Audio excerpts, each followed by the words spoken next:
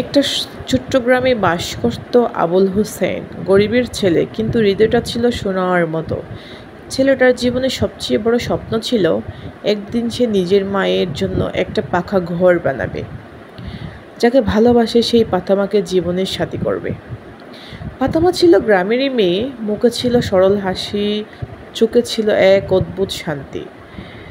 স্কুলে যাওয়ার পথে নদীর ধারে কিংবা হাটের মোড়ে যেখানে দেখা হতো দুইজনের চোখে চোখ পড়তো, আর পৃথিবী যেন থেমেই যেত এক কিছুক্ষণের জন্য। একদিন সাহস করে আবুল হোসেন বলেই ফেলল, ফাতেমা, আমি তোকে ভালোবাসি, তুই রাজি হবি? ফাতেমা মুচকি হেসে বলল, তুই যদি সত্যিই ভালোবাসিস আমি তোকে কখনো ছাড়ব না।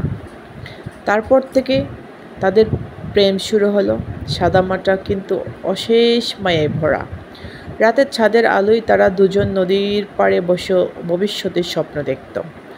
আবুল বলতো, একদিন আমি শহরে গিয়ে বড় কিছু করব, তারপর তোকে বিয়ে করব।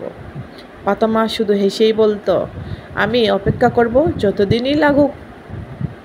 কিন্তু ভাগ্য কারো কথায় চলে না। চাকরির খোঁজে আবুল হোসেন শহরে চলে গেল। মাসের পর মাস কেটে গেল, খবরও আসতো না ঠিকমতো। ফাতেমার বাবা মা ঠিক করলো এক এতদিন অপেক্ষাই যথেষ্ট। ফাতেমার বিয়ে হবে পাশের গ্রামের এক ধনী ব্যবসায়ীর সাথে।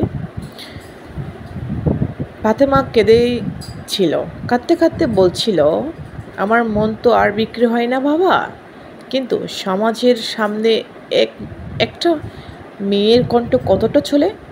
আচ্ছা,